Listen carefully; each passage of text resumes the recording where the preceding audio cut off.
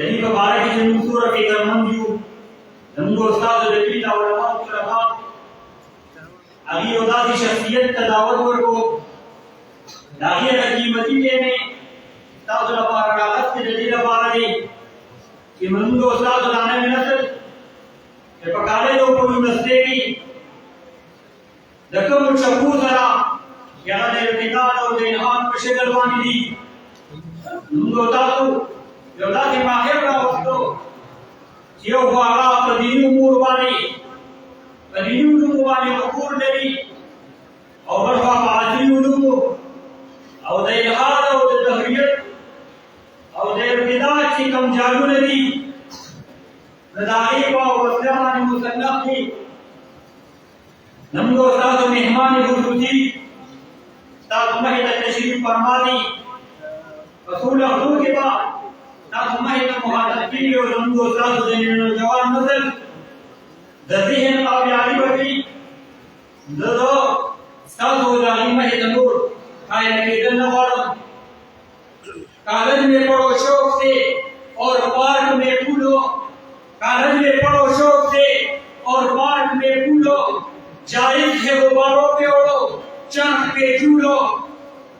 بس ایک سخن بندے عاجز نہ رہے یا اللہ کو اور اپنی حقیقت کو نہ بھولو پدیشار ہماری زبان ورکم پر دنوں خوب ملنا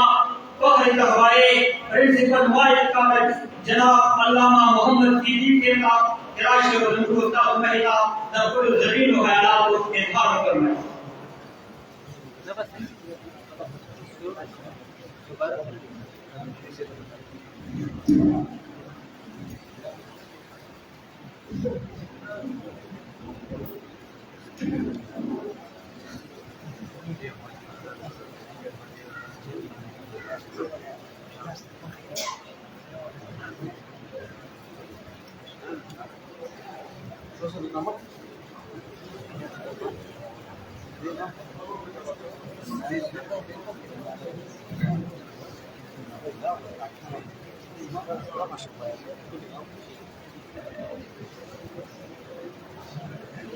نحمده ونصلي على رسوله الكريم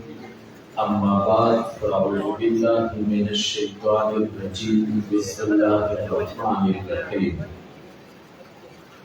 قل إن كنتم تحبون الله فاتبعوني يحببكم الله صدق الله العظيم طول حضرات شوق اور محبت سره درود شریف ولولئ اللهم صل على سيدنا ومولانا محمد وعلى ال سيدنا ومولانا محمد صلاة تنجينا بها من جميع الأحوال والآفات وتفيدنا بها جميع الحاجات وتطهرنا بها من جميع السيئات وترفعنا بها عندك أعلى الدرجات وتبلغنا بها أقصى الغايات من جميع الخيرات في الحياة وبعد الممات إنك على كل شيء قدير. مولانا زبير الله دل الحسن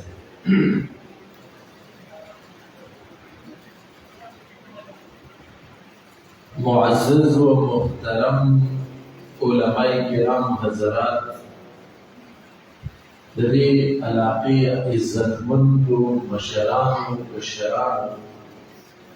او بدین باندی مین و عام مسلمانان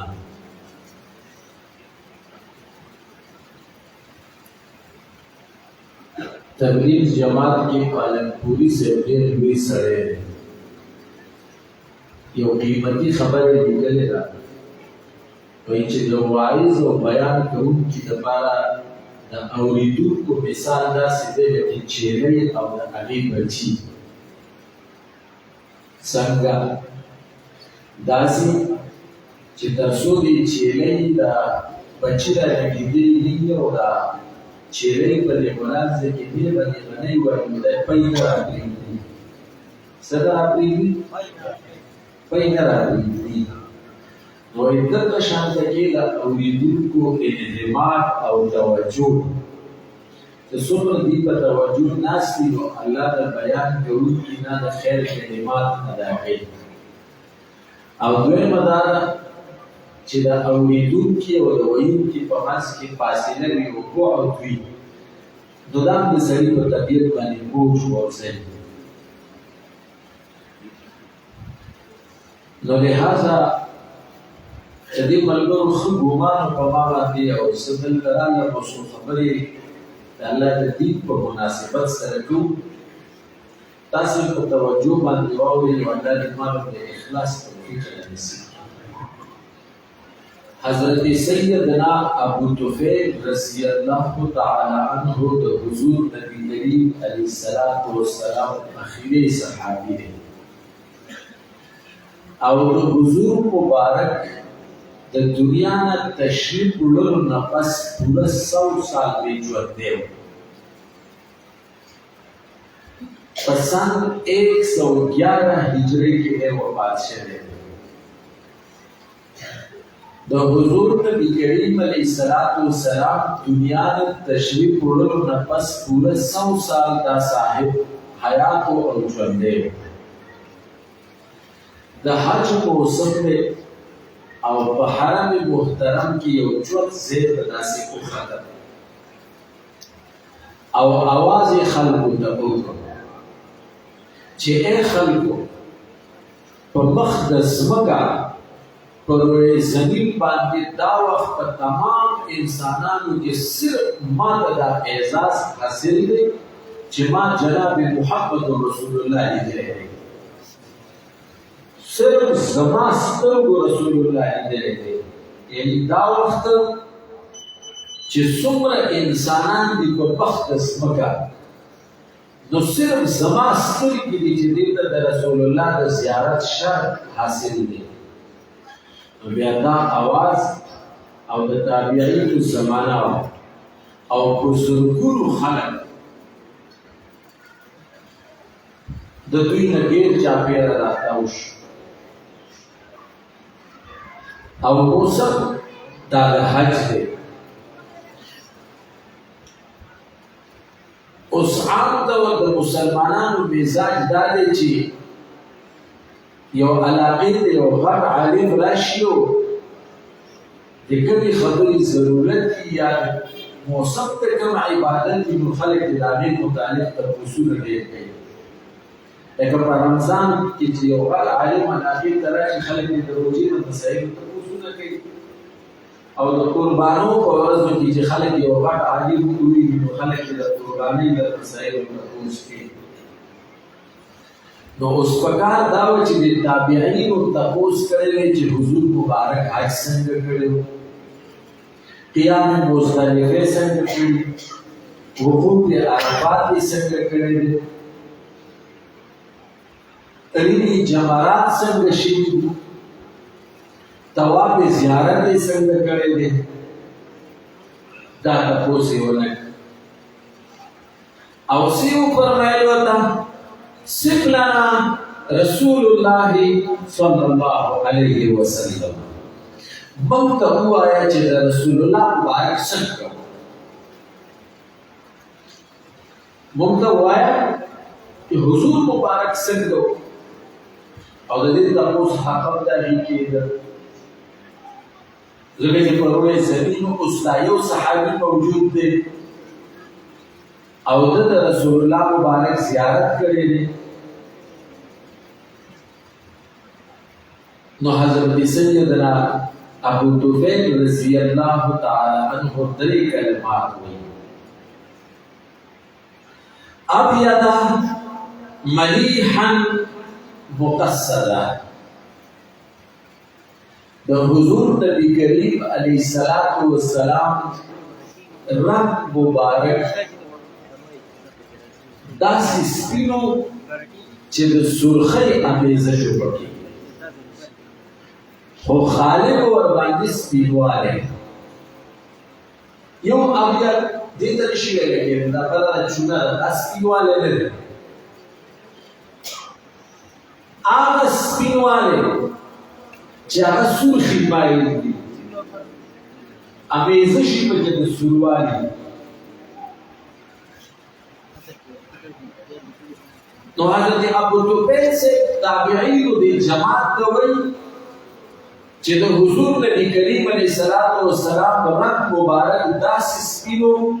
په دې کې د سرخۍ امیزه شو او ملیحا داسې حسن چې ملاحت وکړي ملاحت هغه حسن ته وایي چې زړه راښکونکي موږ ته اټریکټیو وایي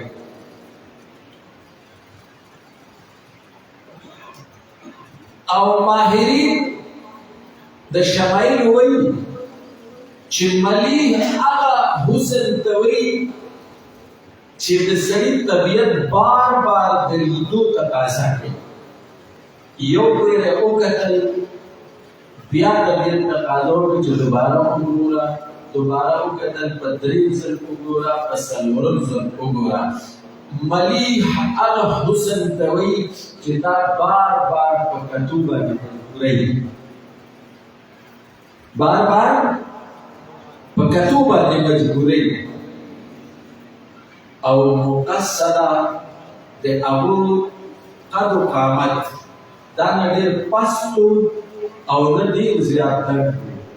چې ډېر پست وي هم دا د شخصیت نقص وي او چې ډېر دنګ شي نو دا بدې ښکاري مقصده اوسط جسمانی قد قامت و خو معجزه دا وه چې انتهایی دنګ افراد به ولاړ نو حضور مبارک به په ټولو کې نمایه ښکارېدل په ټولو کې به نمایه ښکارېدل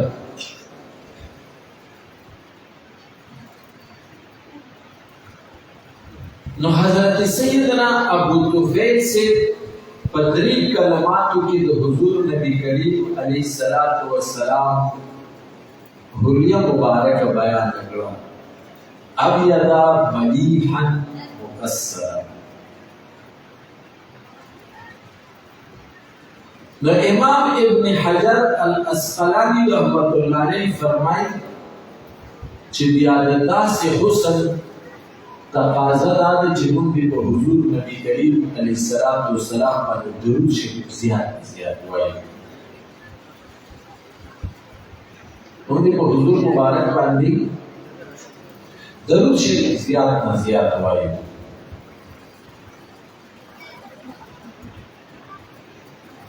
قرآن کریم کې الله رب العزت فرمایي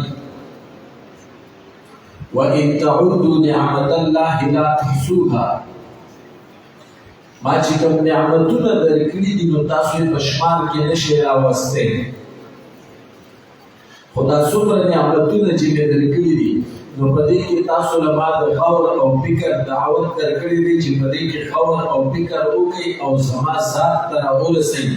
للشمس ينبغي لها أن تدرك القمر ولا الليل سابق النهار وكل في فلك يسبحون دا انوار د سپوږمۍ نه مخکې کېږي دا سپوږمۍ په دې انوار باندې اوورټیک نه کوي دا ورځ د شپې په سفر کې مداخلت نه کوي دا شپه د ورځ په سفر کې مداخلت نه کوي یو بل سره هیڅ قسمه کمپټیشن او مقابلت نشته دی نو یا دا کوي بیا څه وکل فی فلک يسبحون دا الله رب العزت تسبیح بیانوي صاحب د روح المانی تفسیر په تسبیح باندې کوي دې کې خور او فکر وکړي چې زما ذات ته ورسئ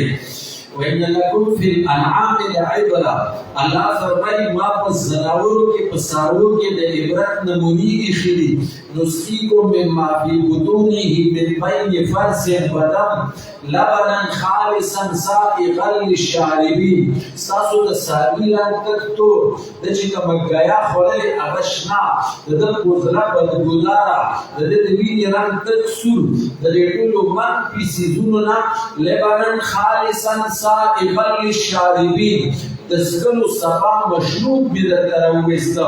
د پیو په شکل کې په دې کې خور او فکر وکړه چې زما ذات ته راورسي ان الله خالق الحب والنوا دا زړی چې اوچې او دا تیغې ترې راوځي زمیندار کاکا ته وایي د دې چوونکې او دا تیغ راویستونکې زه ذات الله یم دې کې خور او فکر وکړه چې زما ذات ته راورسي بطور مثال میں دا بسرور نعمتون بیان کرب لیکن دا حضور نبی کریم علیہ السلام ذات عالیہ مبارکہ دا سے نعمت دے کہ اللہ رب العزت پا آگے والے فخر کئی لقد من اللہ علی المؤمنین اذ بعث فیہم رسولا اہل ایمان پتاسو میں انعام اور احسان دے جو تاسو کی میں حضور مبارک در اولے گا تاسو میں دا آغد امتی شرف عطا کر تاسو میں محمدیان اگر زولے دنیا کی چمی صدر قبل اگر طول میں در تدار کل دا حضور نبی کریم علیہ السلام دا نعمت پر شکل کی تاسو نبی عظیم نعمت در عطا کر اور یہ ہندو شاعر وہی رخ مصطفیٰ ہے وہ آئینہ کہ اب ایسا دوسرا آئینہ نہ ہمارے بزم و خیال میں نہ دکان آئینہ ساز میں یعنی تو حضور نبی کریم علیہ السلام تیرے رخ پشان بل نعمت ویدان زمون خیال او سوچ کے او فکر کے راکلیشی او نیدر ترکیون کے در گئی مددی وجہ محترم ہو باستاسو پر خدمت کے لعرض کو کہ اللہ رب العزت ممتاسو جول ہوتا تو حضور نبی کریم علیہ السلام عظیم نعمت دولت تا اخد امتی شرط ممترہ نصیب کرے رہے اس پر حیثیت تو حضور نبی کریم علیہ السلام دا امتی دا شرط پر زمن پر حق کی کلا فائدمن اور کارگر ثابتی دی قرآن کریم فوراً زمن دا رہنمائی دا پار راگے وے فرمائل قل ان کنتم تحبون اللہ فاتبعونی یحببکم اللہ اے حضور مبارک دی امت دی اوایا کہ اللہ محبوبان گرزیدن غوالے تام خواہشی چھے اللہ دی زمن سے محبت شروع کی و دعو فرمایا فتبعونی زما اتباعو کی پخپل انفرادی جون کی پخپل اجتماعی جون کی پخپل شکل صورت کی پخپل لباس او پوشاک کے پخپل نشست و برخاست کے پخپل تہذیب و تمدن او کلچر او ثقافت کے پخپل خم او خادی کے پخپل طرز ریاست کے پخپل طرز معیشت کے پخپل طرز حکومت کے رجوت پر ہر لمحہ ہر آن او ہر انگ کے فتبعونی سما اتباع کے نا انعام بدر قدر کما یحببکم اللہ تاسو بدر اللہ وقت بندگان محبین و اگرزی اس حضور نبی کریم علیہ السلام طریقہ دا اگر سنت دا اللہ پر دربار کی دا محبوبیت او دا ولایت او دا دوستے دا پارا شرط اول اگرزیدہ امام غزالی رحمت اللہ علیہ حضرت جنید بغدادی رحمت اللہ علیہ او دا مختلف کبار اولیاء اللہ دان قول منقول دے چے کتاسو یو سڑے کولی دا چے پا ہوا پانے الوط او دا جون دا حضور نبی کریم علیہ السلام دا سنت و خلافو وہ حشا دا سڑے کاہن او جادوگر او پیروکار دا شیطان خکیدے شی لیکن دا اللہ ولی او بزرگ نشی کے لئے ولی دا بزرگی او ولایت دا پار شر دا صرف او صرف اتباع سنت دے دا حضور نبی کریم علیہ السلام طریقہ اس یو دا بدخ استوے یو دا بزخ استوے یو دا بناتول سماج او علم او پوہ الاسانی دا اغاور خیستوی چی لقد کان لکم فی رسول اللہ اسوة حسنہ تاسو دا پارا دا حضور نبی کریم علیہ السلام پر طریقہ کی دا طول دا خیستہ او بہترین نمونہ موجود دا زمان محترم ہو کہ ذراؤ لگیما او دخپل ناقص معلوماتو پا بنیاد دین مسجد دی بیلڈنگ تا مضبوط بیلڈنگ ہوئے با نو خلق بدلی خبری یقین او اعتماد کئی لیکن کم گیلکار او مصری او انجینئر جلا جو گئے اگر تا مضبوط ہوئی نو خلق بدلی اگر خبری اعتماد او یقین زمان خبری پا مقابلہ کے لئے گئی دا ولی دا اغم معلومات زمان سیواری اتفاده دا چې په څومره ګاډو کرش او شګه کې څومره سیمنټ اړولې شوي دي بیا په دې کې د کومې کوالټۍ څومره سیخ لګېدلی دی په دې کې کوم معیار او سټینډرډ والا میټیریل استعمال شوی دی د هغه علم او معلومات د دې بلډینګ مناسبت سره زمانه سیوالي نو خلک په د هغه خبرې یقین زمانه خبرې مقابله کې ډېر کوي اوس الله زموږ خالق او مالک دی او د الله علم او پوهه لاساني او لامحدود ده الله د خپل لامحدود علم په بنیاد الله د خپل لاساني علم په بنیاد د حضور نبی کریم علیه السلام طریقې ته د ټولو نه ښایسته وویله نو څنګه چې د الله علم او پوهه لاساني او لامحدود ده نو داسې د حضور نبی کریم علیه السلام د طریقې ښایست هم لامحدود او لاساني دی لامحدوده او لاساني دی په دې باندې اتفاق دی که نه دی که په دې باندې اتفاق نه دی د یو سیند متعلق چې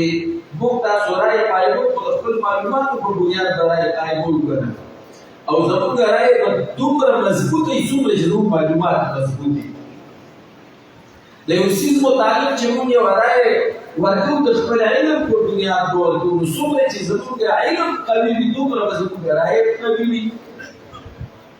نو چې دا قانون شو نو د الله د علم خو نه صحت معلوم دی او دې ثاني شته نو الله د خپل لامحدود علم او لاساني علم په بنیاد د پیغمبر طریقې ته د ټولو نه ښایسته وایي نو د پیغمبر د طریقې د ښایست بیا صحت نشته داسې نه که نه ده بل دا قاعده او کلیه شوله نو چې دا قاعده او کلیه شوله نو اوس موږ د خپل انفرادي او اجتماعي ژوند ته وګورو موږ د خپل کلچر او تهذیب او ثقافت ته وګورو موږ د خپل لباس پوشاک او شکل او صورت ته وګورو موږ د خپل ژوند طرز او طور او طریقې ته وګورو موږ د خپل نوي نسل مزاج ته وګورو موږ د موجوده فیشنبل زمانې هغه مزاج او رواج ته وګورو چې په کوم طرف باندې نننۍ زمانه کې زموږ سماج او خاص کر نیو جنریشن او نوی نسل روان دی د دې وجې نه زما محترمو زه ستاسو په خدمت کې عرض کومه موږ یو اصطلاح اورو زما دا ډېرې خبرې به داسې وي چې د دې تعلق به د ځوانانو سره وي او دا مشران به ما سره لږ شان ته ګزاره وکړي ولې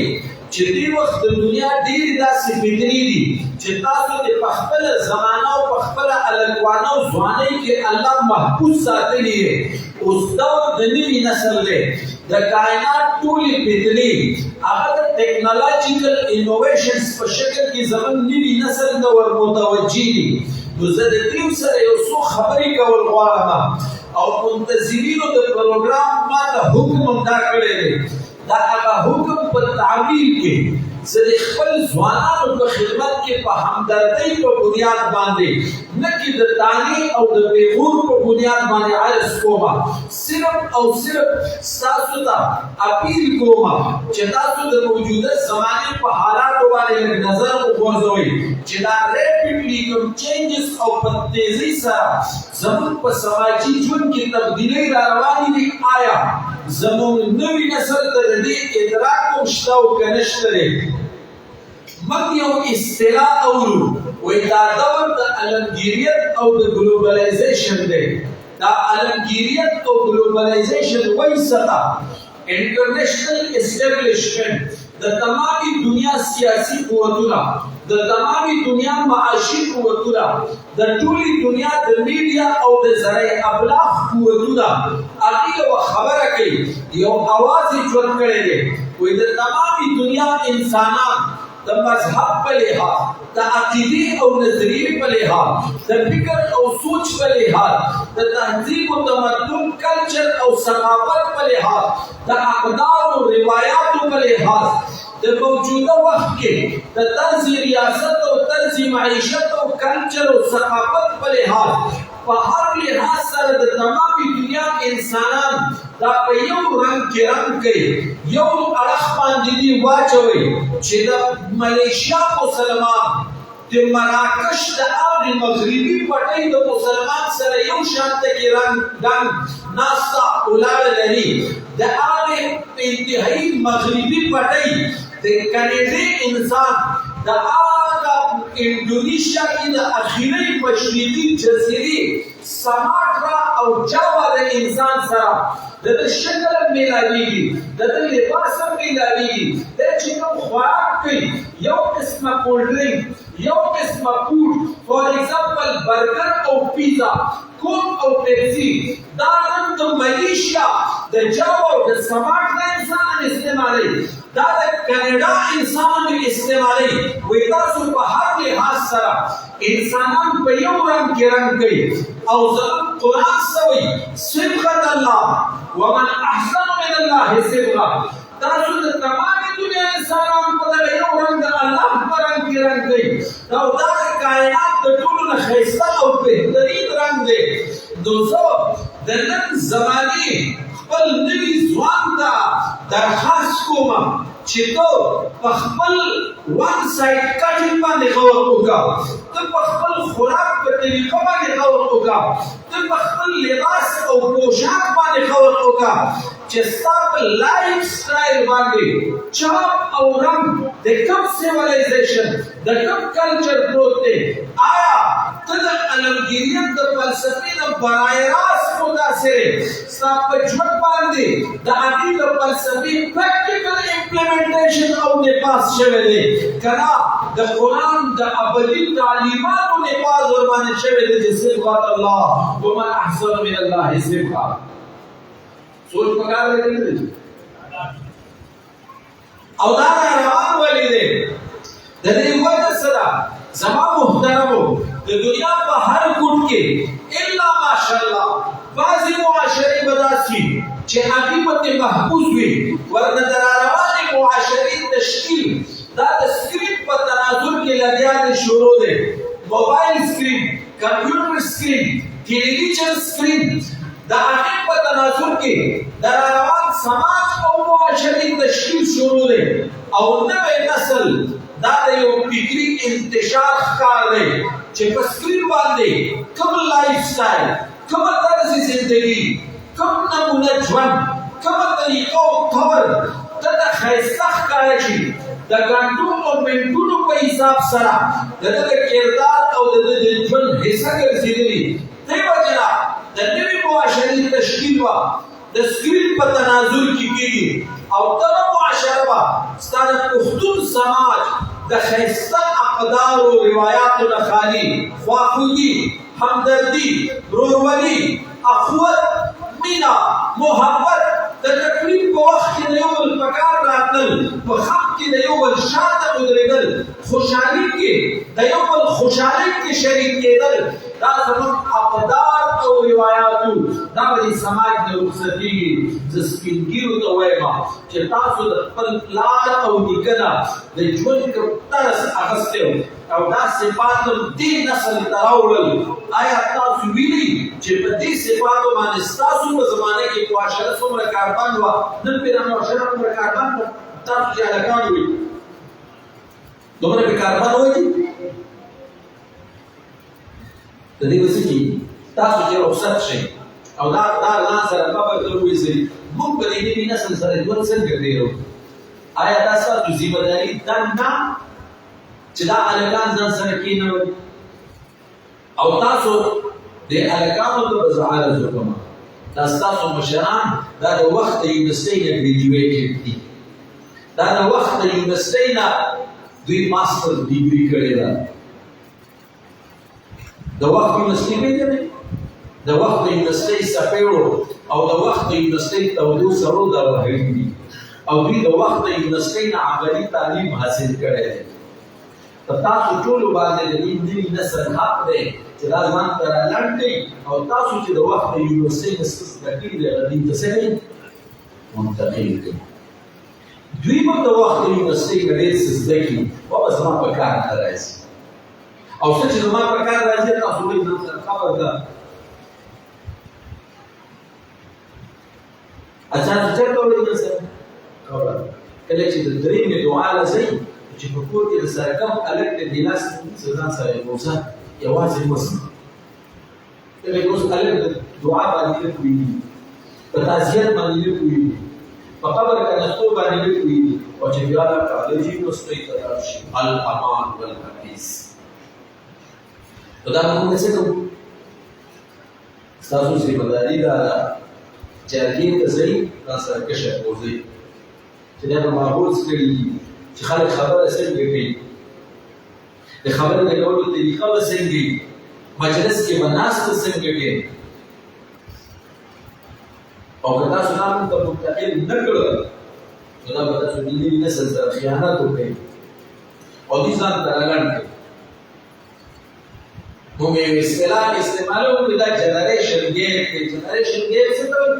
چې د معاشري نوې کل دا به سپین کیلو په لار نشي تللی نو څه د هغو ترجیحات بدل دي هغه سکرین سره وابسته خلک دي عملي معاشرتي ژوند کې زده کړې له وخت نه ورکوي او بل طرف ته تاسو له یې سره فاصلې پیدا کړي دي نو هغوی به ستاسو په لار نشي تللی جنریشن ګیپ دا چې د نوي کل او د سپین کیلو منځ کې به فاصلې پیدا شي هغه دا فاصلې پیدا دي که نه دي او دا فاصله د ادب او احترام په بنیاد نه ده پیدا شوې دا په دې بنیاد ده چې ستا د ژوند د تېرولو طریقه یوه ده او د هغه د ژوند د تېرولو طریقه جدا ده دا فاصله په دې بنیاد پیدا ده ولې د دې معاشرې مشران په دې خبره باندې سوچ نه کوي او تاسو د ژوند اصل تعلیم حاصل کړی اصل سماجي علوم دي تاسو سره زموږ حجره آباده وه دا د سماجي علومو د زده کړې مدرسه وه دې کې موږ بشر پېژندلې دې کې موږ کشر پېژندلې دې کې مسافر لا روټۍ راویستلې شوې الکټ کوزې راوړلې شوې دي دا د سماجي علومو د زده کړې مدرسه ده او هغه چې ماخوستن کمل راکاږي نو په دغه یو کوټ خلا کې دننه د هغه سره موبایل سره دی هغه حجره څه وپېژنده هغه اقدار ویلي روایات څه وپېژندل نو دا نسل ځان ته راګډم که نه راګډم او بل نوی نسل دا د سکرین سره وابسته فکري انتشار سره مخامخ دی را روان وخت کې د دې معاشرې لویه المیه به دا وي چې زموږ نوی نسل به فکري انتشار سره مخامخ دی به سماجي ډول د فکر منتشر وي دته به پته نه وي چې زما د پلار نیکه د ژوند د تېرولو د پښتون معاشرې رسم او رواج او اقدار روایات څه او د دین په حواله باندې د فکري انتشار ښکاري ولې چې د سکرین سره وابسته دی د نوې معاشرې تشکیل به د سکرین په تناظر کې کېږي او په سکرین باندې د آزاد خیال سکالرانو پروفیسرانو ډاکټرانو سره اجارهداري ده مناپلي ده هغه چې مسله بیانوي هغه د دین اصول او بنیاد ته نه ګوري بلکې مسله بیانوي داسې چې نوي نسل دپاره اکسپټیبل او قابل قبول وي ادې دپاره مسله نه بیانوي او بل چې مسله بیانوي دې وروسته یې خپل ځان هایلایټ کوي نمایه کوي نو فکري انتشار په معاشره کې راځي نو ځوانانو ته وزارت وکړه چې د دین په زده کړه کې به د خپلې علاقې په جریده د علماو اعتماد کوئ لکه هغه سړی دی هر څوک چې دی کوم ملک چې دی کومې علاقې چې دی د هغه علمي شجره نسب تا ته نه دی معلوم د هغه سند درته نه دی معلوم د هغه خانداني حسب نسب درته نه دی معلوم د هغه علم او تقوا تا ته نه دی معلومه او دا هغه په خبره عمل کې او د ستا په علاقه کې یو جید عالم دی دا په خانداني حسب نسب درته معلوم دی دا علمي شجره نسب درته معلوم دی دا تقوا درته معلومه ده په مسله کې په هغه اعتماد نه کې او په سکرین باندې سکالر او پروفیسر ډاکټر دا په پرای باندې اعتماد کې د دې سره معاشره کې څه راځي فکري انتشار راځي ځوان نن د دې خبرې ښکار شوی دی او دا به روان وخت د ټولو لویه المیه ډیجیټل خیر مقلدیت په دې معاشره کې راځي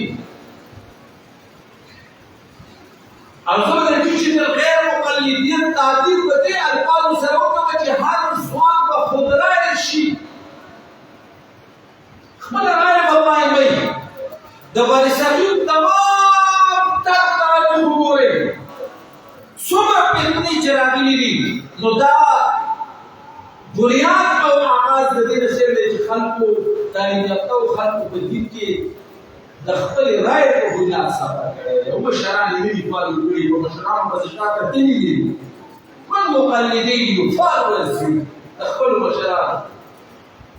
د بیتونو ځوانانو درس کوم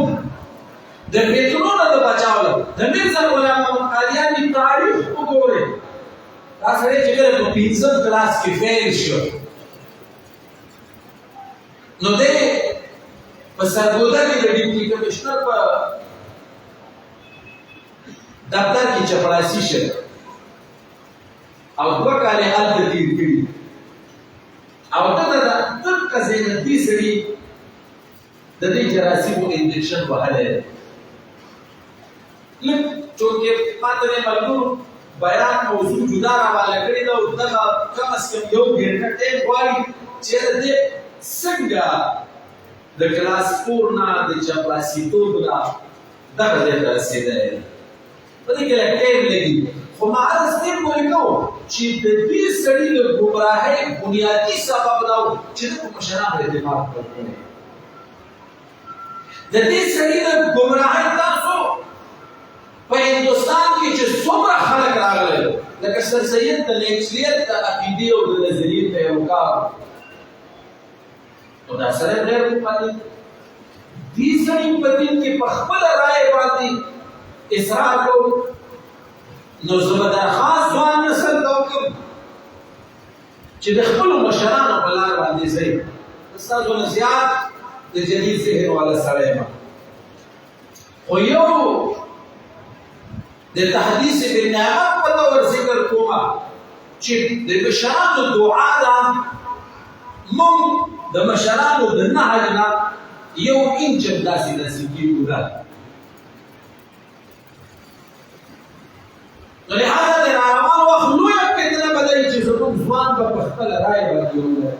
د دین کې به خپله رایې نه قایم وو بس موږ چې څه په کار زموږ مشرانو تحقیقات کړي نو د راروان وخت ته ټولو به لویه فتنه جاري چې ډیجیټل غیر مقلدیت په خپله رایې اصرار دا به د دې سوسایټي په معاشره کې راسي نو زه ځوان ته عرض کوم چې ته لږ راواپس شه خپل اقدار خپل روایات دا وپېژنه ته څوک یې ستا په ذمه باندې څومره مشکلات را روان دي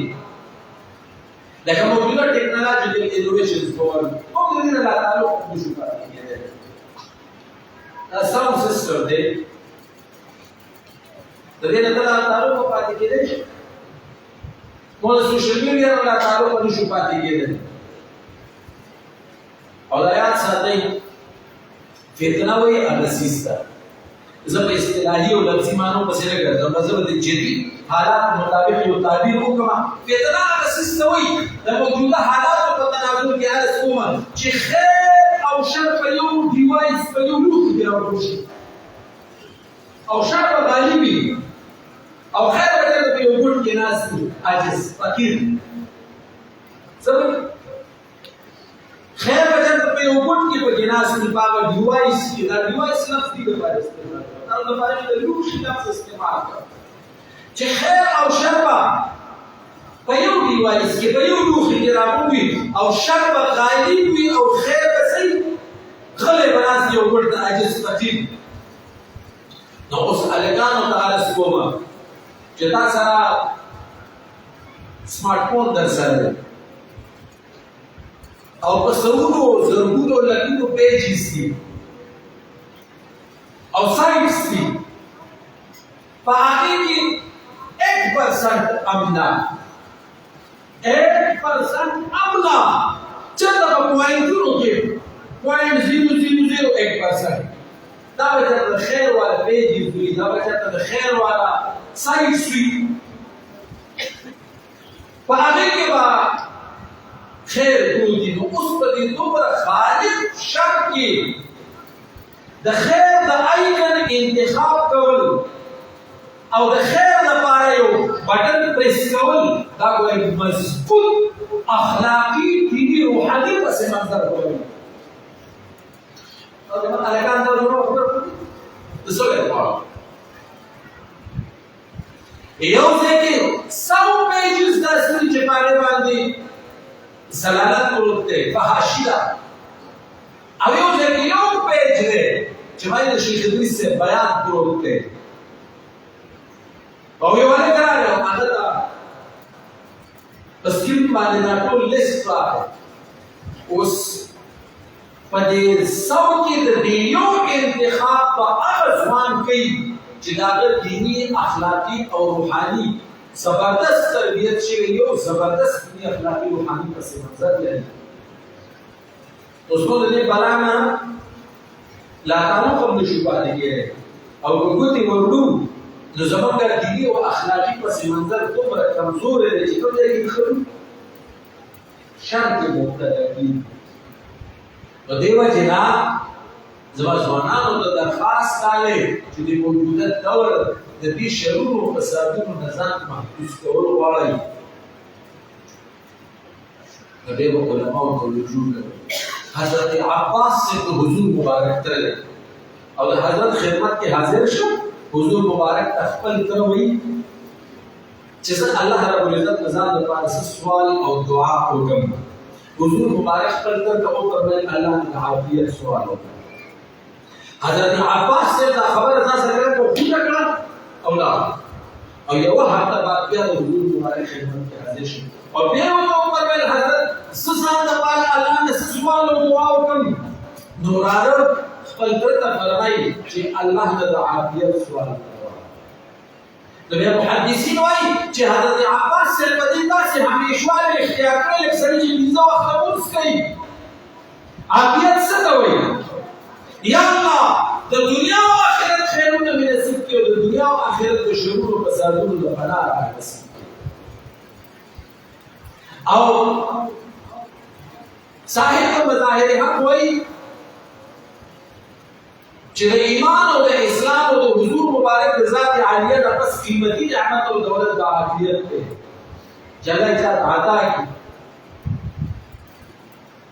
نو یو خو زه درخواست کوم چې د حضور مبارک زمانه د خیر و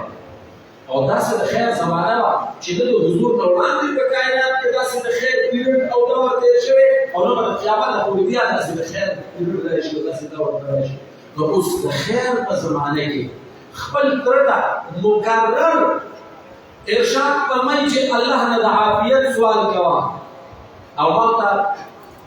بالاتفاق شر او د فساد او د فتنې په زمانه کې نو الله د عافیت سوال کوي صرف سوال نه کوي مطلب فقط وایي طلبتم نو څنګه تاسو د خیر زینو ګټو ځوانانو ته صرف په دعا کار وکړي د خیر زینو کوم دي دا زموږ د علماء د درس تدریس ته حلقې د خیر د تبلیغي جماعت د تعلیم حلقه د خیر دا او د اهل الله او بزرګانو خانقاونه او د ذکر مجالس دا د عافیت خېږي دا څه دا د عافیت خېږي دې سره چې موږ واپس شو الله به موږ د شر او فساد په زمانه کې دې وسره دي ځوانانو ته عرض کوم چې خپل فکری زاویه فکری ډایریکشن آئیډیالوجیکل ډایریکشن سمت متعین کړي د دنیا تمام تر شرونه او فسادات او فتنې د تاسو ته متوجي نو یو د عافیت ځای لګول دي او بل د عافیت رنګ په ځان باندې چاړه کوي او د عافیت رنګ سره د حضور نبی کریم علیه السلام احکلی او خیسته تور او طریقی او زمون اکابر علماء دیوبند د دې باندې زور ورکړي حضرت سیدنا عمر فاروق رضی الله تعالی عنہ مکه مکرمه کې په خپل دور د خلافت کې په یو ځای کې ناسته چاړیو سم چاړي صحابه د تاسو حضرت ولي چاړي په کوم مقام چلتا مسلمانانو ته شکست شو بل څه مشکل پیدا شو چې جاله وینا جالم پدې چې دا هغه مقام چې زکه شروع ماشوم چیرې سرولې او چیرې زما کنټرول کې نه راځي والد صاحب خطاب ورکړل عمر چیرې نشي سرولې سبب ژوند څه کوي نو زما خبره او چیرې نه منله او نن زلزله راشي او خپل گزار ورکړم ځمکې ته او زلزله ودرېږي او دریاب ته خط ولیکم او هغه روان شي دا د چا د غلامۍ کمال دی وایي دا د حضور نبي کریم علیه السلام د غلامۍ کمال دی دا د حضور نبی کریم علیه السلام د غلامۍ کمال دی کمال کمال کمال چې نن زناور زما خبره مني نن دریاب زما خبره مني دا فلسطین چې کله فتح کېدل نو دا هغه وخت کې دې حیثیت داسې لکه ویټیګن سیټي نن د عیسایت مذهبي مرکز دی ویټیګن سیټي په روم کې نو د تمامي دنیا د عیسایانو پوپ بلل ته ناست په هغه زمانه کې چې کله مسلمانانو د دین محاصره وکړله نو دیو جنگی چال او چلو دا هغه د عیسایانو شرط ایښود چې د مسلمانانو خلیفه په خپل راشي جنګ له چاړه نو مسلمانانو یو جنگی چال او چلو چې خالد بن ولید سره په وضع او شکل صورت عمر سره تو وړاندې دی په وجه نو موږ په ټیم پر شیشه کې مدینه منوره ته 30 اسفل ستو د دنیا د بیا چې راځي نو د خلیفہ پته ولې د حضرت سید بن خالد بن ولید سے پیش کړ چې په حالا برښت راغلی وکړو ولې چې څه شک نشته د عمر سره شخصیت او وړاندې قرآن ته خلیفہ راوړي بهر حال و بدلا او حضرت عمر سره تقاضا کې خو راوړل غلام سره چې د شام سرحد ته ورسېږي نو حضرت سیدنا ابو عبیدہ ابن جراح امین الامت دا ورته استقبال ته ولاړو او دا ډېر لوی سړی دی په یو جنګ کې د رومیانو تعداد 4 لکه او د مسلمانانو سره 12,000 لکه خالد بن ولید صاحب عمر صاحب ته وفد واستو چې دا خو 4 لکه سره 12,000 مقابله کوي نو موږ د دومره پوځ په کار چې په شا ولاړی که موږ داسې صورتحال سره مخامخ کېږو چې هغه میدان ته مقابلې ته راځي نو موږ یو دسته پوځ راکړه دا وخت چې عمر صاحب له لاړو خبره یې واورېده نو ابو عبیده ابن جراح صاحب یې ورسره کړه نو هغه ورته حیرت اظهار وکړو چې موږ به بنا لښکر ټول راکړي نو دا ورته د سیده صحابي ته راکړه عمر سے ہوتے ما حضور مبارک نے ولیدلی چې امین الامت ابو عبیده سے کوم طرف ته مخکې الله د فرمایل چې حضور د فرشتي رواني نو مشرق تا مغرب تا جنوب تا شمال تا مخې رواني وایي چې الله د فرمایل چې ټول فرشتي رواني نو تاریخ مثال لیکي چې مازیګر د راوځي د جنگ پیدا نو مازیګر او د ماخام موس منځ کې جنگ شوه وایي چې 3,72,000 رومیان یې تس نشر جوړوي دا به لوی سړی او د استقبال کوله نو چې عمر صاحب د شام سرحد ته راغی او امین الامت ابو عبیده ابن جراح صاحب وکتل نو د حضرت عمر صاحب په کورته کې 19 پیوند ایو پیوند پکې د سړي چمړې و ابو عبیده صاحب وایي حضرت نن تمام عیسائی دنیا راغونډه او هغه د خپل خاص چاپیانو په ځای د جنگ او مقابله درګي نو تاسو چې دې پروګرام او مجلس او سر نه دي کوي نو د خپل کورته په بدل کړي او د حضرت عمر سے چهره ناګواري آثار راغله او هیڅ خیال ولو د ساده او څه ورمایي هغه رسول الله صلی الله علیه وسلم ما تاسو د پیغمبر کمیسو کوته لیدلې ده نو چې ما ته عزت ملاوي دي زبردست لګیدو نن چې موږ سره اسباب سیوا کیږي وسایل سیوا کیږي نو اولنې کار زموږ ژوند کا د پیغمبر د لیدلو وسیله نو هغه لوی خلکو د عظمت راسو پیغمبر د سنت باندې عمل او زموږ اکابر علماء دیوبند په داسې عظمت په دوران کې پیغمبر سنت را ژوند لیکلي د یو مختصر واقع د تاریخ بیان د 1857 جنگي ازادي کمانډر ان چیف بانی دارالعلوم دیوبند قاسم القلوب والخیرات مولانا محمد ناصر نانوتوی سے کو او دا ټول دوستان هم سره ملي استاد پاکستان د سلیبس او د کریکولم پاکستاني لا سره ملي و دې ملي د یو 50 کې د نه ملي څه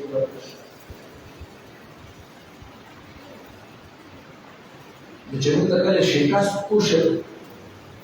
نو انګريز د موست وانټډ افراد د انتهایی مطلوب ترین افراد پرست او لیست جاری نو په هغه کې د ټولو د پاسه مولانا قاسم القلوب سیمټوم او اړه جاری کې چې چا کوم ضروري دی ویل او که په وښتو په سیویل خلکو وښتو مو باندې دولت انعام ورکړ نو حضرت قاسم نانوتوی سے درې ورځې وکوشو او په درې ورځې باندې چا د دیوبند په خصوص کې و حضرت تاسو کې انګریز خپل دشمن نمبر 1 ډیکلیئر کړي او ستاسو دل او تاسو له شو کول دا وګورئ وته انډرګراوند دا شاو حضرت مولانا قاسم نانوتوی سے یو عجیب جواب او څه ته فرمایي وای زه څنګه ووتم او دا پاس د احتیاط ووري چې د هجرت په موقع حضور نبی کریم علیه الصلاۃ والسلام د الله په مرضی د حکمت لکبلا د څه لکبلا د حکمت لکبلا د پیغمبر عمر شجاع او بهادر دا په تمام انسانیت کې ورېدل خدا الله مرضی چې پیغمبر د هجرت په موقع د الله په مرضی د حکمت لکبلا درې ورځې وکوشو په خالصه ورکی زه د درې ورځو سیوا وکوشتیا د پیغمبر د سنت خلاف کړم زما لکه مطالعه دا وایي چې په دې متأخرین او حصہ د امت کې دا مولانا قاسم نانوتوی دی چې دا سنت راغلی او بیا څه الله دې د عظیم اداري بنیاد کې خود او دا خود تعبیر وشو چې دا بیت الله په چت باندې ولاړو او اسمان دې ګوتو نه د کویو چینی روانې دي تعبیر شو چې الله مستعار تمام جهان کې علم خوري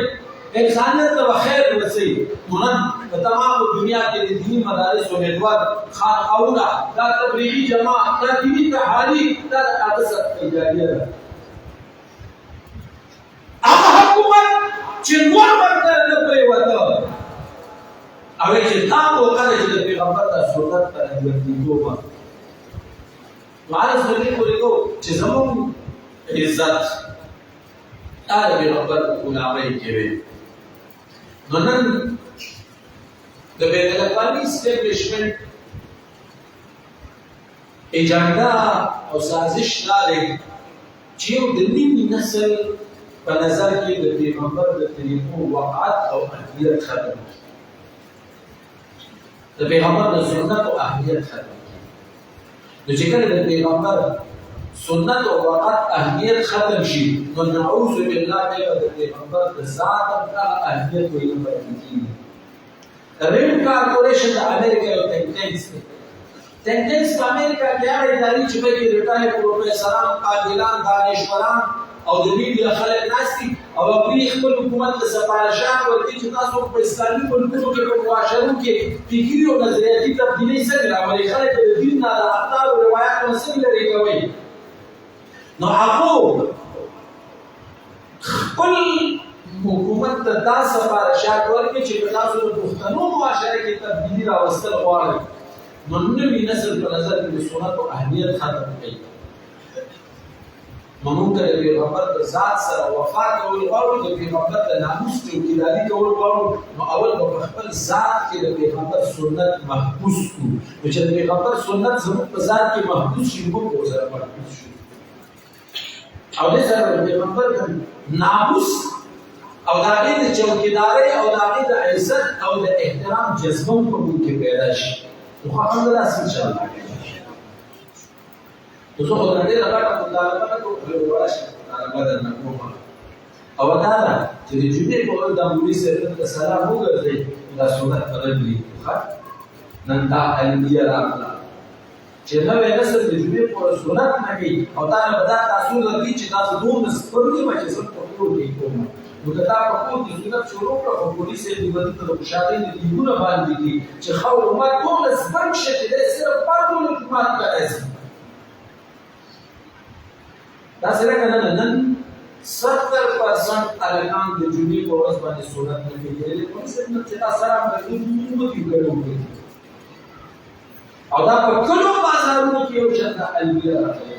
ان شاء الله سنت په ژوندي سره وګرځي په دې باندې وعده او کوم ځای کې چې د پیغمبر د ختم نبوت او د هغه د عزت او د ناموس خبره کېږي نو که بس خپل اواز به د نبي د اواز سره میلاوو خو هم داسې کوي نو یو خو سباله بخشالي کې 2 بجې په ګجران محله کې ټکر جماعت کې ګجران محله کې هلته ختم نبوت اجتماع پروګرام دی هغې کې به شرکت کړو او په 14 نومبر باندې مردان کې هر کال زموږ د عظیمالشانه اجتماع د ختم نبوت کېږي هغې ته به موږ تاسو ښه په باري تعداد سره انشاءالله ځو خو هم به داسې کوي نو به هر حال زما بیان تقریب ختم شو زه مې ته پاتې دي موږ چې دیني اجتماع ته راغلو زموږ د حضرت زموږ د خانقاهو د وصیت او نصیحت دا دی چې تاسو هلته توحیدي مجلس ذکر کوئ د الله نوم خلکو ته اخلئ چې خلک د الله د نوم د اخیستو لذت محسوس کړي او خلک دا مزه او خوند واخلي نو زموږ اکابر علمای دیوبند آهسته خفي هم د الله ذکر کړی او جهرا په جوت اواز هم د الله ذکر کړی سوانح قاسمی دی باری دارالعلوم دیوبند مولانا قاسم نانوتوی صاحب راجوت کی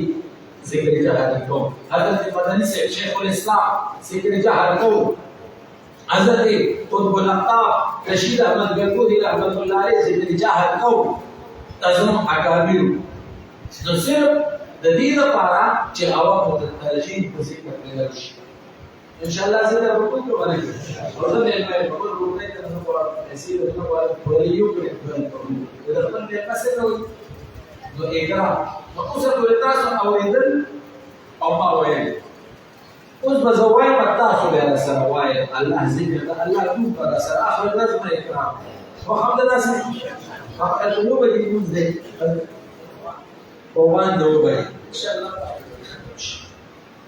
یو تسبیح د الله ذکر کوو په باندې شوق سره محبت سره ټول وعده ده خاص کر ځوانانو ته وایم حدیث مبارکه کې راځي سیاحي فرشتي ګرځي او دا چې ذکر مجالس ته جرات شي د ټول ارسل الله په علم کې د الله تعالی ګزاري زما بندګانو څخه ول استاذي کوي سی مختل ارماني زو مفهوم بیان علي جنت مختل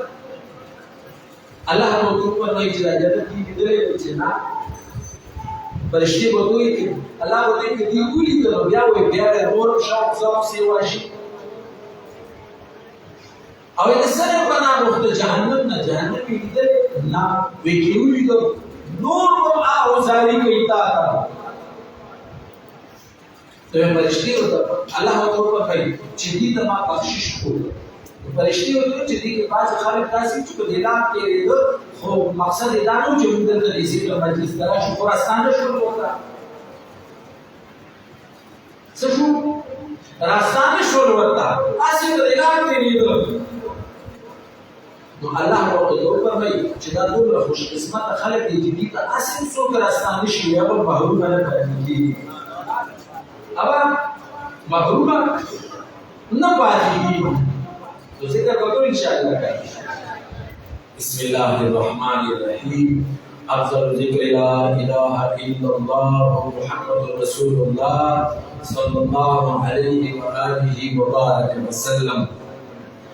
لا الہ الا اللہ لا الہ الا اللہ لا الہ الا اللہ لا الہ الا اللہ لا إلا الله لا إله إلا الله لا إله إلا الله